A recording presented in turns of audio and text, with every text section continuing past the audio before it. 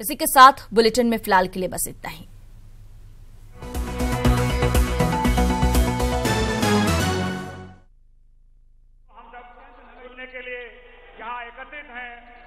तस्वीरें आपको दिखा रहे हैं। प्रधानमंत्री नरेंद्र मोदी अमरोहा पहुंच चुके हैं।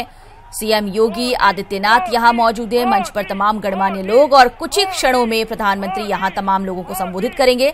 आइए सुनते हैं अमरोहा में पीएम क्या कुछ कह रहे हैं।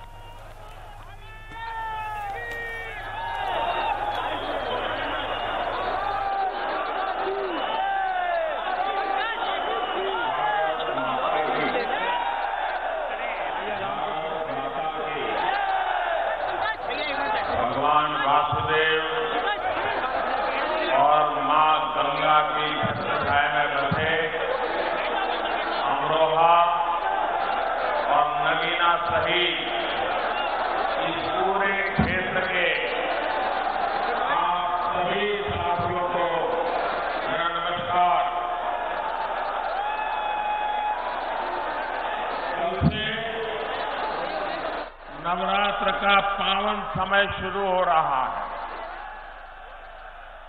आप सभी की मनोकामना पूरी हो, इसी कामना के साथ मैं कुछ बातें आपके साथ करूंगा।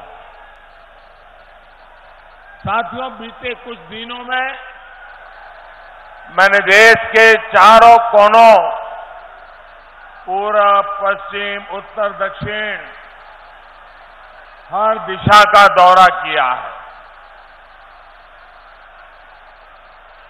पूर्ण बहुमत वाली सरकार के लिए हमेशा देश के हितों को सबसे ऊपर रखने वाली सरकार के लिए, आपके विकास के लिए काम करने वाली सरकार के लिए देश भर में जो लहर चल रही है, वो आज मुझे यहां अमरोहा में भी दिखाई दे रही है।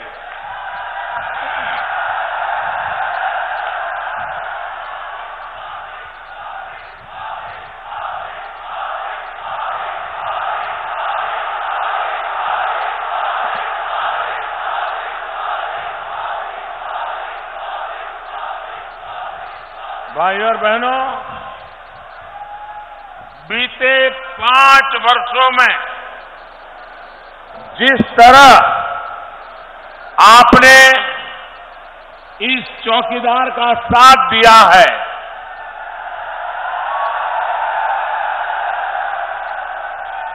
उसके लिए मैं बहुत विनम्रता के साथ शीश झुका करके आप सबको नमन करता हूं।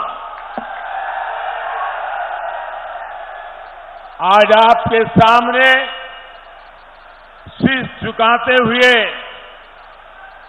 मुझे इस बात का भी गर्व है कि इन 5 सालों में मैंने देश का सिर झुकने नहीं दिया। पूरी दुनिया में देश की साख आज जितनी ऊंची है, उतनी कभी पहले नहीं रही। भाइयों और बहनों, कल ही आपके इस प्रधान सेवक को संयुक्त अरब अमीरात ने वहां का सर्वोच्च नागरिक सम्मान जायद मेडल देकर के सम्मानित किया है।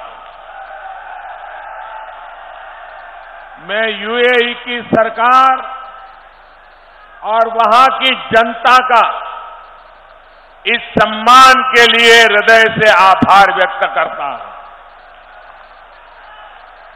लेकिन ये सम्मान मोदी का नहीं है, बल्कि 130 करोड़ भारतीयों का है। खाड़ी देशों के विकास में योगदान दे रहे हमारे लाखों भारतीयों का है। कुछ साल पहले सऊदी अरब ने भी मुझे, हम सभी को, एक प्रकार से पूरे भारतवासियों को वहां का सर्वोच्च नागरिक पुरस्कार दिया था। भाइयों और बहनों, दुनिया में भारत की साख और सम्मान अगर नई ऊंचाई पर पहुंचा है तो इसके पीछे आप सबके आशीर्वाद है, आप सबका सहयोग है। भाइयों और बहनों, देश की साख रहे, इसके लिए मजबूत सरकार का होना बहुत जरूरी है। मजबूत सरकार ही कड़े और बड़े फैसले ले पाती है, देश को आगे बढ़ा पाती है। आप मुझे बताइए, आज दुनिया में हिंदुस्तान का डंका बज रहा है कि नहीं बज रहा है? अमेरिका में भी भारत का डंका बज रहा है कि नहीं बज रहा है? जर्मनी में भी भारत का डंका बज रहा है कि नहीं बज रहा है? इंग्लैंड में भी भारत का डंका बज रहा है कि नहीं बज रहा है? दुनिया के सभी देशों में हिंदुस्तान का डंका बज रहा है कि नहीं बज रहा है? ये सारी दुनिया में भारत का जय जयकार हो रहा है। इसका कारण क्या है?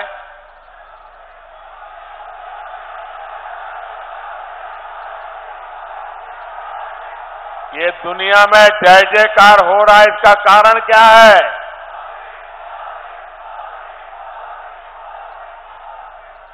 इसका कारण मोदी नहीं है, इसका कारण आप लोग हैं। 2014 में आपने जो वोट दिया, उसकी ताकत है, पूर्ण बहुमत वाली सरकार की ताकत है। आपने मजबूत सरकार बनाई, इसलिए हिंदुस्तान का हौसला भी मजबूत हो गया और दुनिया में हिंदुस्तान का जय जयकार होने लगा।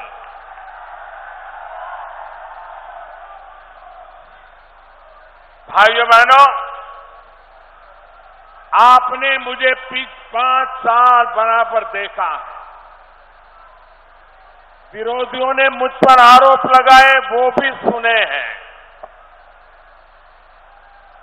आप मैं से मुंह पूछना चाहता हूं, पिछले 5 साल से जिस रणनीति को लेकर के ये चौकीदार चल रहा है, क्या आपको वो पसंद है? क्या आपको पसंद है? क्या आपको मंजूर है? क्या आप मुझे बताइए, आतंकी हमले के बाद मुझे चुप हो जाना चाहिए था या उन पर प्रहार करना चाहिए था? मैंने सही किया, ऐसे ही करना चाहिए। देश के नागरिकों की रक्षा के लिए कड़े से कड़े कदम उठाने चाहिए कि नहीं उठाने चाहिए? आतंक के सरपरस्तों से बात होनी चाहिए या उन्हें जेल भेजा जाना चाहिए? ये सारे काम कौन कर रहा है? कौन कर रहा है? आतंकियों को घुस करके किसने मारा? लेकिन आतंकियों को उन्हीं की भाषा में जवाब देना हमारे देश में ही कुछ लोगों को परेशान करता है। उनकी रात की नींद उड़ जाती है। जब भारत डंके की चोट पर दुश्मन को मारता है, तब कुछ लोगों को हिंदुस्तान में रोना आता है। जब पाकिस्तान पूरी दुनिया के सामने बेनकाब हो रहा है तो ये पाकिस्तान के पक्ष की बातें कर रहे हैं। वो वहां पर हीरो बनने की स्पर्धा कर रहे हैं। भाइयों और बहनों, कांग्रेस हो, समाजवादी पार्टी हो, बहुजन समाज पार्टी हो, आतंकवाद पर इसी नर्म रवैये की वजह से कुछ लोगों के हौसले बुलंद हुए हैं। इन दलों ने सिर्फ आतंक को ही मदद नहीं दी है, इन्होंने आपके जीवन, आपके अस्तित्व को भी संकट में डालने का काम किया है। साथियों, उन दिनों को याद कीजिए जब उत्तर प्रदेश में सपा की सरकार थी, बसपा की सरकार थी, दिल्ली में कांग्रेस की सरकार थी। तब क्या होता था? कभी लखनऊ में बम फूटते थे, धमाके होते थे, कभी रामलला की जन्मभूमि अयोध्या में धमाके होते थे, कभी भगवान भोलेनाथ की नगरी काशी को दहला दिया जाता था, कभी रामपुर के सीआरपीएफ कैंप पर हमला हो जाता था। अक्सर इन हमलों के तार यूपी के अलग इलाके, दूर दूर तक इलाकों में जाते थे। देश की एजेंसियां बहुत मेहनत से उन हमलों में शामिल लोगों को पकड़ती थी, लेकिन वोट बैंक की अपनी सियासत की वजह से बुआ भी और बबुआ भी, उनकी सरकारें उनको छोड़ देती थी। साथियों, ये हमले किसके खिलाफ थे? ये हमले कौन करा रहा था? और क्यों सपा बसपा ऐसे लोगों पर मेहरबान थी? ये आज उत्तर प्रदेश का बच्चा बच्चा जानता है। साथियों, अब बीते 5 वर्षों से धमाके रुक गए कि नहीं रुक गए? बम बंदूक की आवाजें बंद हुई कि नहीं हुई? निर्दोष लोग मरना बंद हुआ कि नहीं हुआ? भाइयों बहनों, धमाके इसलिए रुक गए क्योंकि दिल्ली में आपने एक चौकीदार को बिठा दिया है। आतंकियों को पता है कि वो एक गलती करेंगे तो मोदी उन्हें पाताल में भी खोज करके सजा देगा।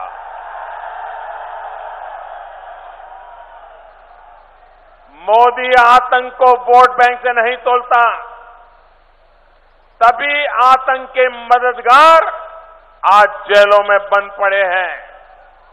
साथियों, शहीद अजीत सिंह हो, शहीद रिकू सिंह हो, शहीद मुकेश चंद हो, ऐसे हर शहीद ने सुरक्षित समृद्ध भारत के लिए ही अपने प्राण न्योछावर किए हैं। मुझे खुशी है कि भाई कंवर सिंह तंवर मेरे साथी ने इसी भावना के साथ अमरोहा में काम किया है। अपने प्रयासों से शहीदों की प्रतिमाएं लगवाई हैं और बेटियों के सामूहिक विवाह करवाए हैं। भाइयों और बहनों, देश को आगे बढ़ाना है तो हम सबको मिलकर साथ चलना होगा। कुछ लोग हैं जो देश को बांटने की कोशिश कर रहे हैं, अलग अलग जातियों के नाम पर खाई पैदा करने की कोशिश कर रहे हैं। ऐसे लोगों के स्वार्थ को समझिए।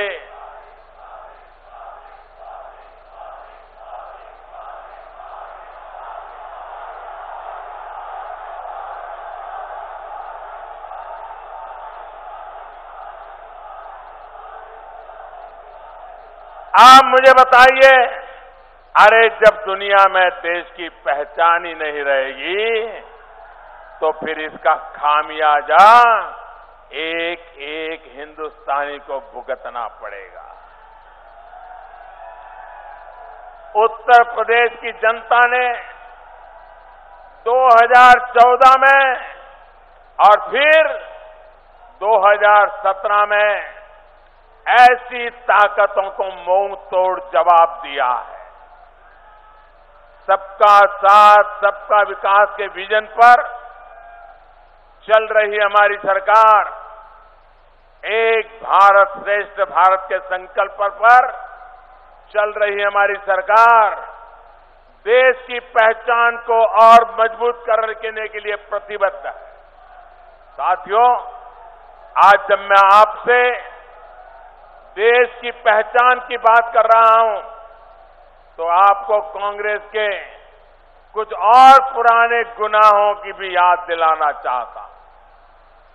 सिर्फ एक परिवार की पहचान बनाने के लिए, सिर्फ एक परिवार के कुछ लोगों की प्रतिष्ठा के लिए, एक परिवार के स्वार्थ की सिद्धि के लिए कांग्रेस ने बाबा साहब आंबेडकर का भी अपमान किया था। कांग्रेस ने उन्हें चुनाव में हराने के लिए एड़ी चोटी का जोर लगाया था। देश के प्रति बाबा साहब आंबेडकर के योगदान को भुलाने की साजिश रची थी, क्योंकि बाबा साहब ने उस परिवार को चुनौती दी थी।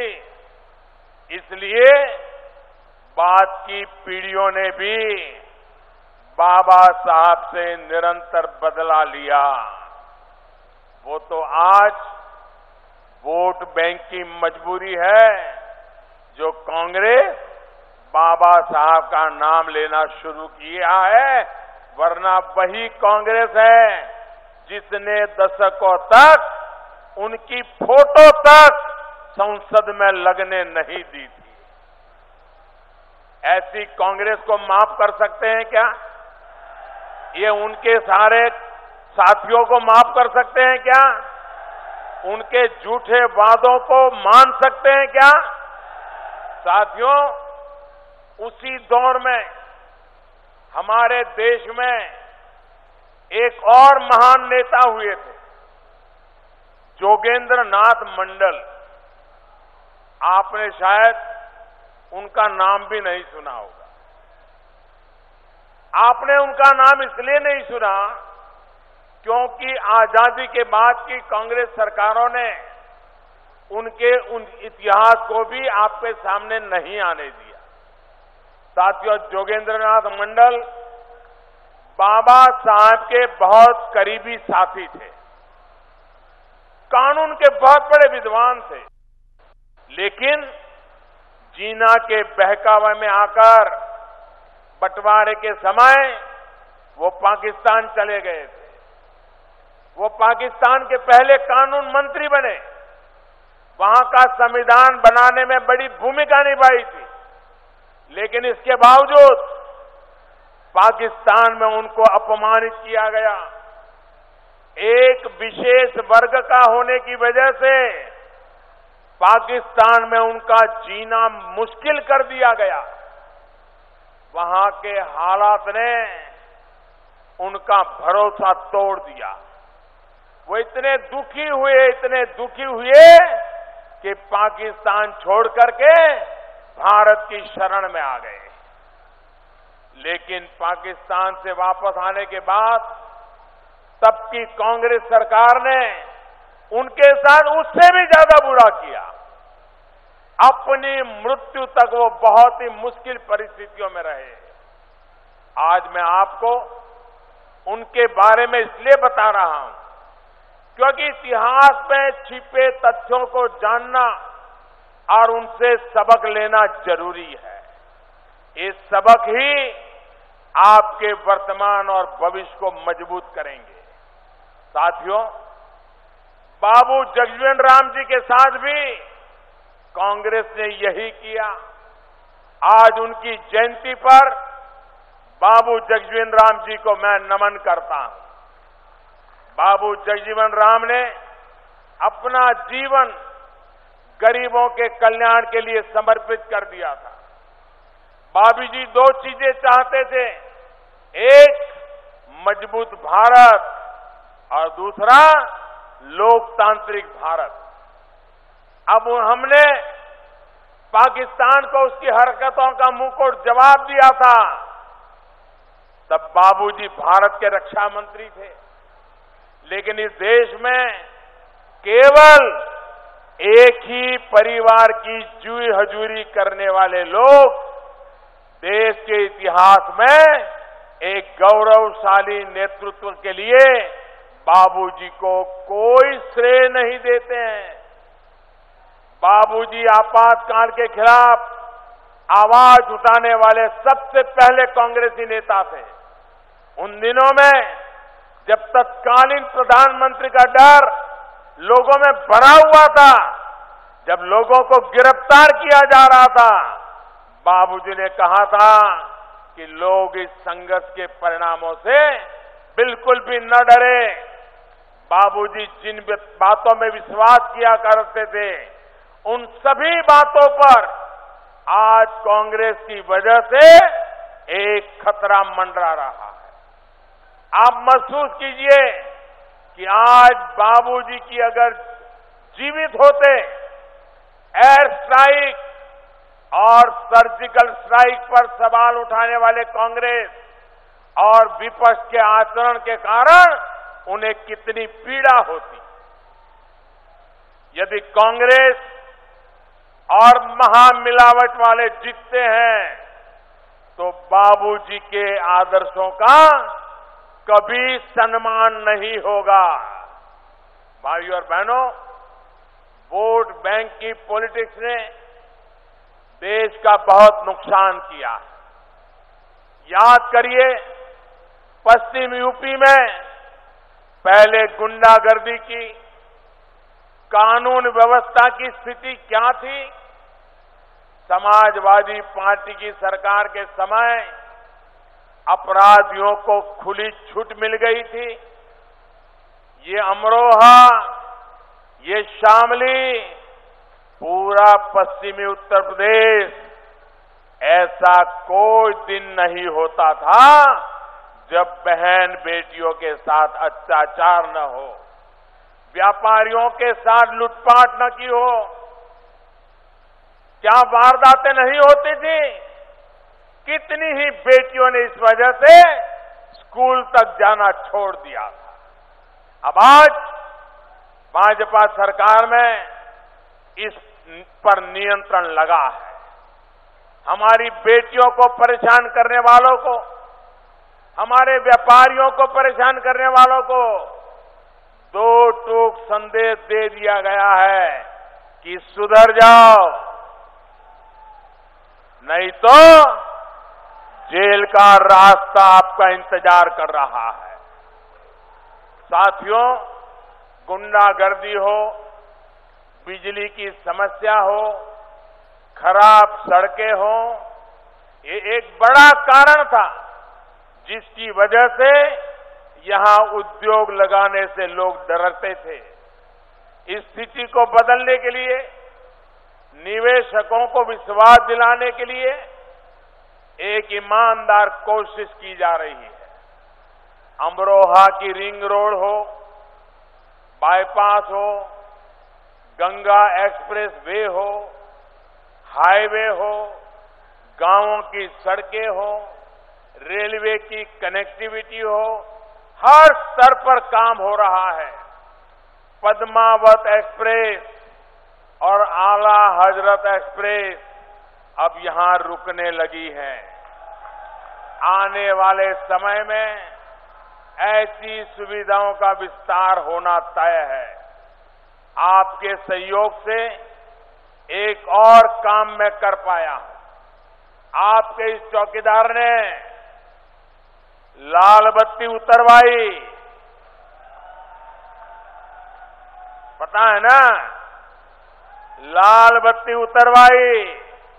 और गरीब के घर में बत्ती जलाई है।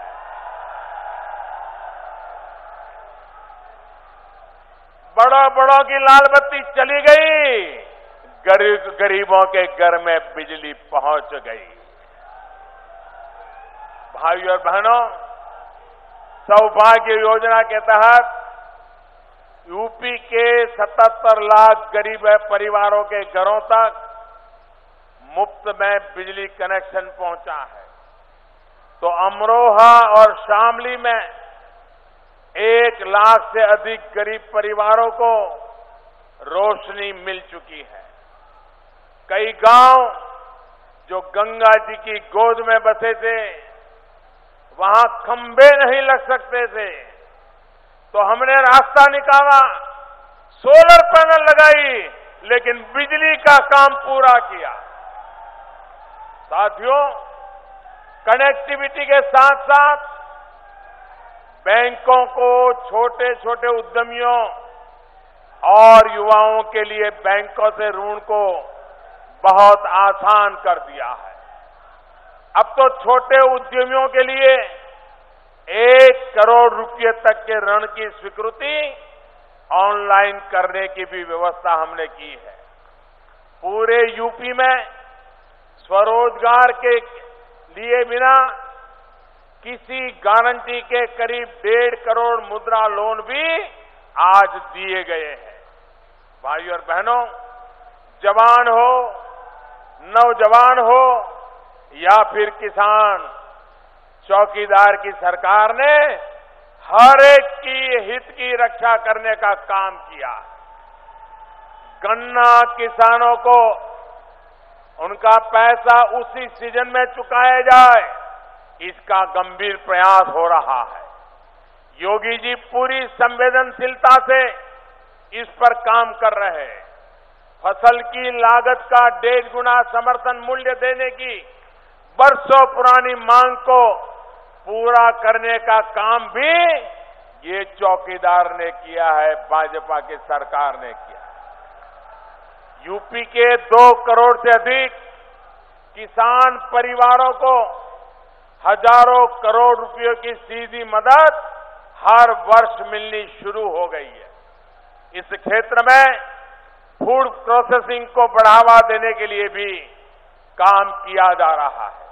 साथियों, मैंने ये कभी दावा नहीं किया कि सारे काम पूरे हो गए हैं, लेकिन इतना जरूर है कि मैंने ईमानदारी से दिन रात एक करके आपके जीवन को आसान बनाने, देश के विकास के लिए हर पल दौड़ता रहा हूं, काम करता रहा हूं। इन कार्यों को जारी रखने के लिए और आगे बढ़ाने के लिए 2019 के इस चुनाव में मुझे फिर से आपका आशीर्वाद चाहिए।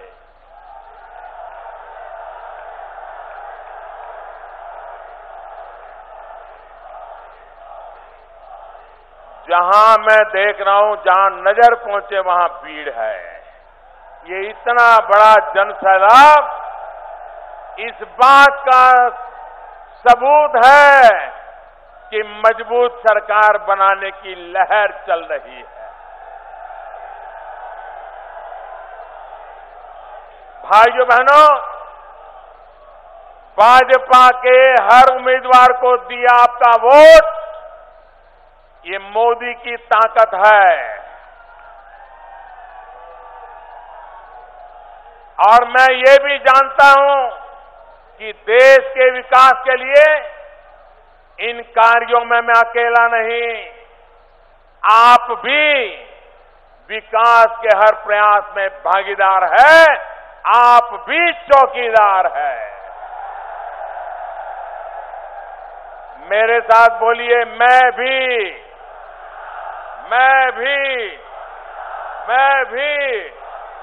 गांव गांव, गली गली, शहर शहर, घर घर, डॉक्टर भी, इंजीनियर भी, व्यापारी भी, किसान भी, कामगार भी, कलाकार भी, खेत खलिहान में, सीमा पर, हिंदुस्तान भर में आइए 130 करोड़ देशवासी मजबूत सरकार बनाने का फैसला ले और आपका वोट, कमल पर दबाया हुआ हर वोट सीधा सीधा मोदी के खाते में जाएगा।